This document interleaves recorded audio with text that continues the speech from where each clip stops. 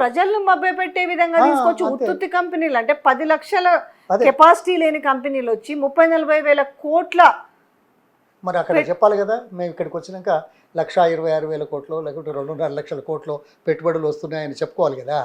ఇప్పుడు రాజకీయ నాయకులు జిమ్మికి చేస్తే కుదరదు. ఇలా పోరలు ఇలా చాలా తెలివి కళలు ఉన్నారు, అన్ని కొట్టి చూస్తారు. వీడి కెపాసిటీ ఏంది, వీడి కథ ఏంది, వీడి కంపెనీ ఎప్పుడు వచ్చింది, ఎప్పుడు వచ్చినా అన్ని చూస్తారు ఓపెన్. గతంలో అంటే చెప్తే నమ్మిరేమో. ఏ ప్రభుత్వంలో ఉండని ఎవరు చేయని గారడి లెక్కలు చూపిస్తా అంటే, కానీ అయినప్పటికీ కూడా అంత ధైర్యంగా వచ్చి మేము ఇన్ని వేల కోట్ల ఇన్ని లక్షల కోట్ల పెట్టుబడులు తెచ్చినామనంటే ఏది గ్రౌండ్ వర్క్ ఏది? మీరు ఎప్పుడు సీఎంని ఇంటర్వ్యూ చేయలేదా? టైం వస్తుందేమో వెరీ సూన్. ఇంకా అంటే గతంలో అంటే ఓకే, అది ఎప్పుడు ఆయన ప్రతిపక్షంలో ఉన్నప్పుడు ఏదో చేసినాము, అయ్యాల ఆయన మేము అడిగిన వాటికి అద్భుతంగా క్వశ్చన్లు వస్తాయి.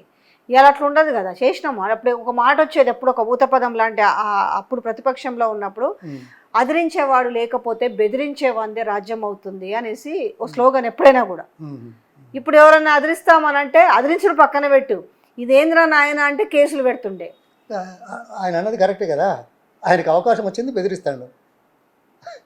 ఓకే, బాగుంది. దాన్ని కూడా తీసుకొచ్చారు, అదిరించుడు పక్కన పెట్టి బెదిరించుడు తీసుకొచ్చి. ఆ పూట అది చెప్పి ఈ పూట ఇది సమయం చెప్పిండు. ఇప్పుడు అవకాశం వచ్చింది, బెదిరిస్తూ పరిపాలన చేస్తున్నాడు అంతే. పాపం ఆయన మాట కట్టుబడి ఉన్నాడు. ఆబ్వియస్లీ ఆయన మాట కట్టుబడి ఉన్నాడు. ఎగ్జాక్ట్లీ. పాపం కానీ జనాలే ఆగమవుతారు అంతే. ఏమో అవుతుందేమో, మాకు ఇంకో ఏమి ఇస్తారేమో అనేసి.